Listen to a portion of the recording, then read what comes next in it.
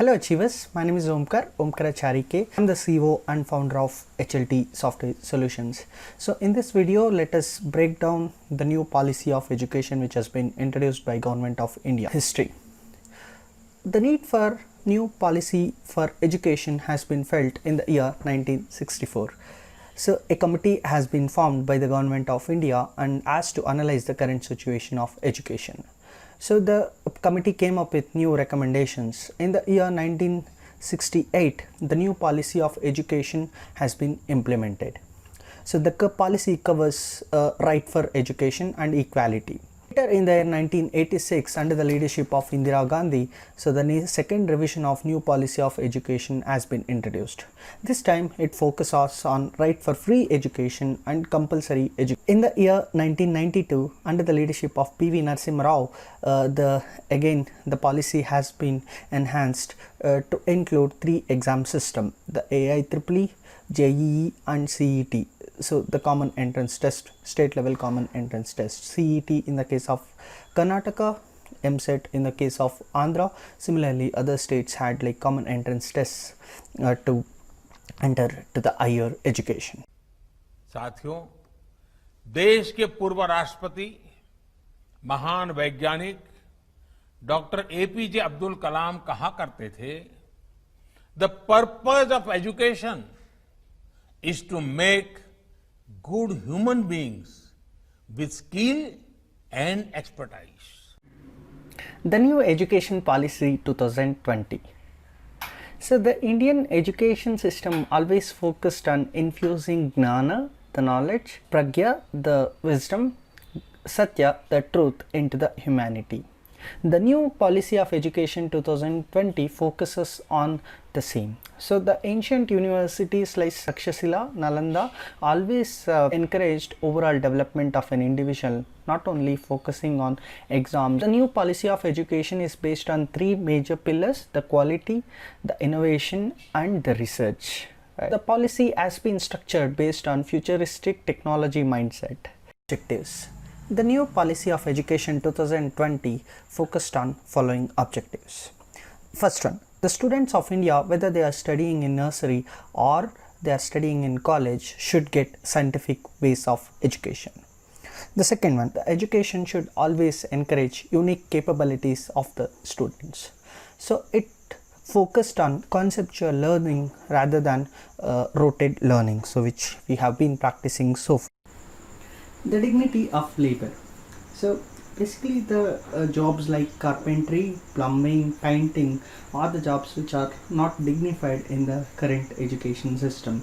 So the new policy of education focuses on dignifying these jobs, promoting these things as a part of education, encouraging students to take breaks without bags, look around the environment, see how agriculture is happening, how carpentry is happening, how plumbing is happening, and learn from the actual reality rather than learning from the books. So now let us look at like how it impacts our teachers. इसलिए national education policy, राष्ट्रीय शिक्षा नीति में dignity of teachers का भी ध्यान रखा गया है. एक प्रयास ये भी है कि भारत का जो टैलेंट है वो भारत में ही रहकर आने वाली पीढ़ियों का विकास करे. राष्ट्रीय शिक्षा नीति में टीचर ट्रेनिंग पर बहुत जोर है.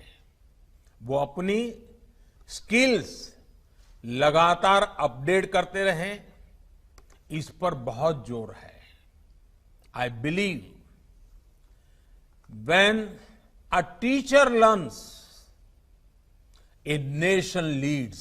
Teachers are actually focused at the heart of this particular new policy of education. So a new BA degree which is spanning around 4 years has been introduced to enable these teachers to be ready for the new changes which are coming in place. So the more focus is on teachers to learn every day, upskill and refresh their skills every day.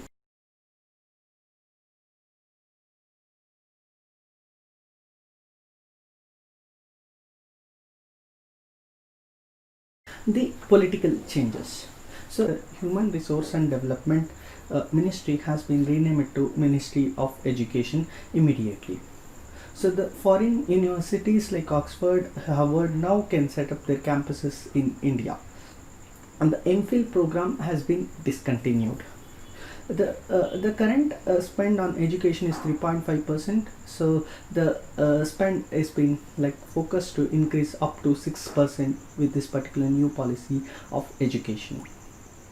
So now let us look at how it affects schooling.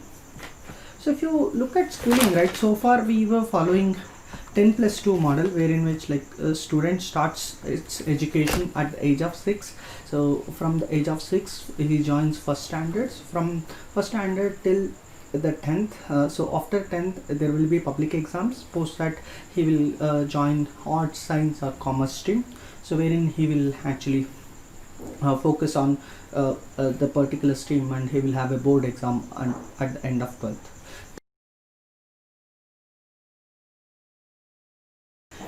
The new education policy focuses on starting the education for the kids from the age of 3 itself. Student starts at the age of 3, he joins Anganwadi, preschooling or Bal Vikas Kendras. Post 3 years of education here, so he goes for schooling for 2 years. The combination of these 3 years plus 2 years is called as foundational education. So once the foundational education is completed, he joins 3rd standard. So till the 5th he will be in the preparatory of the schooling stage. So post preparatory he joins 6th standard, 6th to 8th, again 3 years, it will be called as middle of education. Post that he joins 9th standard, 9th till 12th, it is called as secondary education. So there is no clarity given by the NPE on board exams whether they conduct at 10th or 12th. Second point which we should look at is the coding. So the emphasis on coding has been mainly promoted in this particular policy. The coding starts from the 6th standard itself with the understanding that so the students can learn better if they are taught in the native language. So the new policy of education encourages regional languages like Hindi, Tulu, Tamil, Kannada till the age of 5th, and it also recommends till 8th standard of their education. Coming to the higher education area, so there is no diversification between arts, science and commerce. So basically, right, once you pick up your stream, there is no possibility for you to learn other areas of the world. For example, if I pick up science, so I have done engineering, I have picked up science. I also have interest in commerce, I also have interest in arts, I also have interest in like marketing, HR areas of the commerce. But there is no way I can do it today.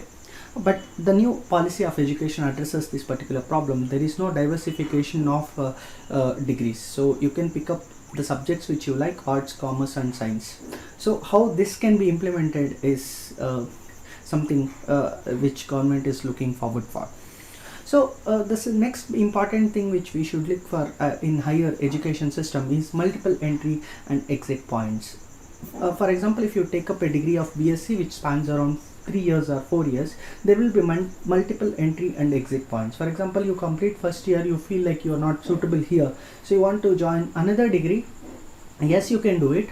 Or if you want to take a break, yes, you can do it. You will get a diploma for first year. So if you complete 2 years, you will get PG diploma. If you complete 3 years, you will get the complete degree certificate. So that's how it is actually working right now. The higher education system also focuses on minimizing the gap between research and implementation.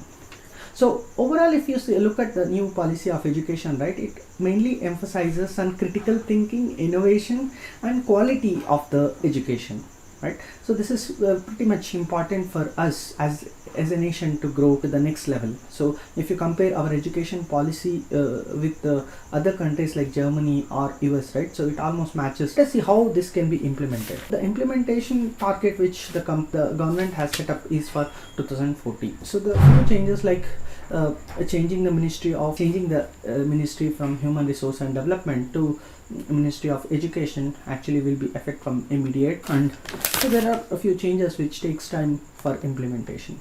So what do you feel about the new policy of education? Comment below your opinion. That's it for today. So the new the interview series new video will be coming up in next few days, so it is under development. So stay tuned to our channel, subscribe, like and share it with your friends.